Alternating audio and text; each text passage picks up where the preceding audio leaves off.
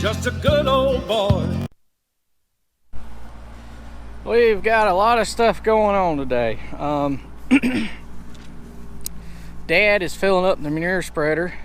The only thing on our farm that is John Deere green is the manure spreader. He's loading with a case. Got 383 hooked up. We're also putting in water tanks, or one water tank, replumbing it. Two, we've just got a few other things going on as well that we're rigging up.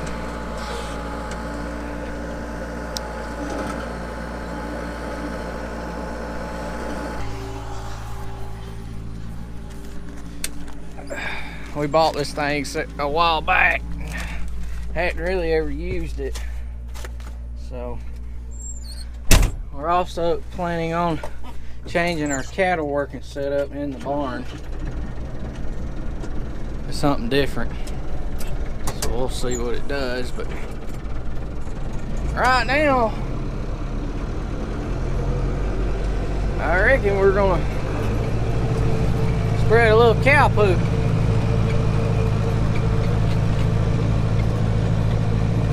See that very good.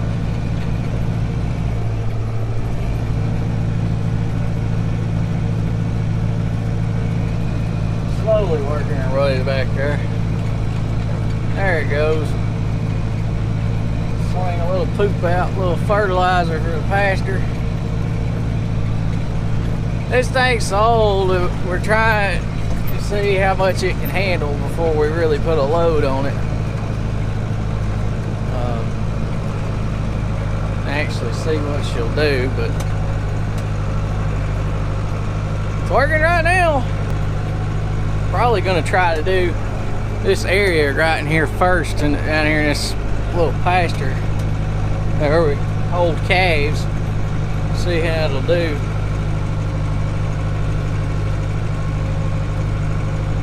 It's chewing it up better than I thought it would for an old one.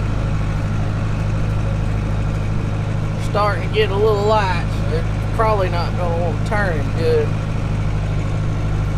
This thing's ground driven. I wish we had one that was PTO driven. My grandpa bought this thing a while back. We've always wanted a nicer one that was PTO driven, then I could go around to like the pastures and scoop up where we got the hay and stuff, and where they crap all winter and scoop it up, spread it over the pastures. I kind of want something a little bigger than this, but it's just something I think that he bought the trade on a while back. We've had it for a while.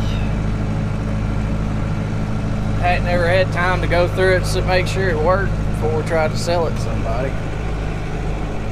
Let me pull back up here. We're going to load her up again.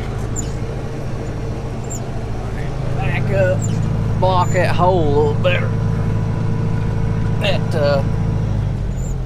Alright, so this is what we're rigging up for temporary right now. This is a Rubbermaid tank we had, which you typically see. Wouldn't want to use this permanently in here probably, because they can get bumped around and busted. Cows will butt the other one and knock into these things, probably bust them in a tight quarters like this in these pens. But it is temporary. For now, we're going to use a ball style valve that has a little floating ball that pulls up from the bottom. This here is actually one of the original concrete drinkers that we have. It's automatic and it has a heating element in it, so that way if it's cold you can flip a switch on and unfreeze it and thaw it out with the heating element. It'll actually melt it all. It'll almost make it boil nearly so that way it'll thaw everything out and then you shut them off and turn the cows back in.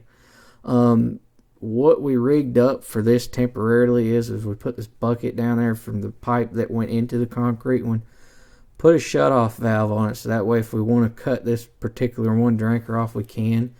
We took a braided washing machine hose that's extra strong and coiling it up. It's about 6 foot long underneath this tank.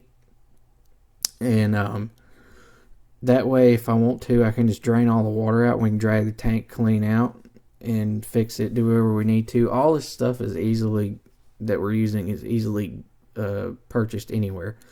And that's one of the biggest things we're having trouble with now. What we have is it's getting hard anymore as ag comes less, I guess you less common in our area.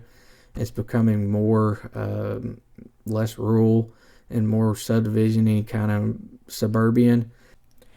It's getting to where this stuff's hard to find. So anything I can get easily is kind of my goal going forward. We're trying to figure out what drinkers we want to use in here permanently, but we hadn't decided yet.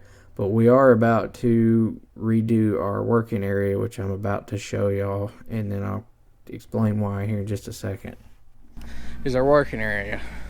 Loadout's over here. This is our main cow barn, and then this was all built in the 70s and 80s, and it's just, it was good in its day, but it's not anymore. We want it completely different. We have a squeeze chute we're wanting to put in here that we have. That's a portable one that can be taken in and out. Right now you run them down through here into there. There's a gate that goes behind them and a head gate, and you stand up here to work them. What we're wanting to do is tear all this out, go straight back, extend the barn out further, point the head gate or squeeze chute right in here this way, and all this would be gone. And on each side I'd have places to get to work, and there would be a sweep that would go down right here where I'm pointing. That's about a 10-foot span, and it will go off the barn. There's going to be about a 20-foot wing hopefully added, or no, not a 20-foot, a 24-foot, and it's that we're going to have a 180-degree sweep is kind of what we're thinking. That's got a 10-foot gate in it that would sweep around and go back up into a lane. That I'm thinking what I want to do is a walkthrough on one side, so that way I can let them out without going through the squeeze, in case we do get one mixed in that we don't want to go up into the squeeze chute area and into the lane. We can just let them out from that point, and then at the back of the squeeze we would have 2 access doors, so that way we can get in behind them if we want to and do work, castrate and whatever. And the squeeze would be in there where we could take it out if we wanted to and take it to some of the other farms. The reason why we're wanting to do this is because it's getting harder and harder just to solely be a cow and calf producer. So what we're probably looking, that we're thinking we're going to be doing going forward for now, is we're probably going to get into more feeding them for a while, holding them here,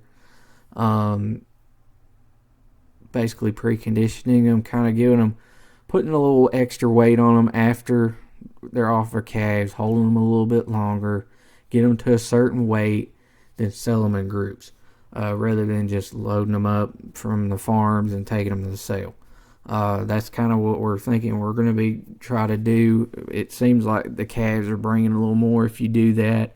Still going to be selling them at our auction barn and everything, but it just seems like it really helps you get a little extra out of them doing all that now. There for a while, it got to where when we quit, there wasn't a whole lot to gain by doing it.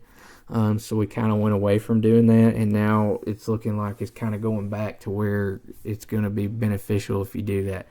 In the future, right now we've got our feed that we've been doing with some of the calves that we saw, y'all may have seen us doing last year. We're probably going to try to do that kind of plan with, and just kind of use like the bread we've been using with them and some other things that we can easily get. Eventually, I want to try to get a TMR mixer, a small one, and start making feed again. I used to use a hammer mill back in the day. We did. That might be an option. Not really what I want to do. I'd like to have ingredients in an area, maybe in a building with like concrete stalls to dump them in, and then I can just take the TMR mixer, mix hay and everything else in it, and just kind of make feed that way. And it would be easier to do it. Our place is kind of set up perfect to do this with. which that's why I set up that way, is because we used to do it. Is we have these sections like this field I'm in now that are just for like 5, 6, 7 acres that we can put calves into in each stage. Like we have the back lot behind the barn is great for weaning, and then we have another lot that's there to the left of me that's great for getting them used to eating the feed. Then we turn them into this one, which kind of is the next step, and then we have pastures here around the barn as well that we can put them in afterwards, kind of as a finishing stages before we sell them, to really feed them and put weight on them. That works good. So it's kind of set up pretty good and kind of ideal for us. So as far as the pasture setup. Now here's the drinker after we got it put back in the barn, pretty well cleaned out. I finished cleaning it out after Dad got the bulk of it out, and then I went around the fence and did it with a bucket and got the rest out with a loader. But that's the tank. Put a strap around it, keep them from bumping it around. So maybe it'll last a little while till we figure out what we want to do. Thanks for watching. Please comment, rate, and subscribe.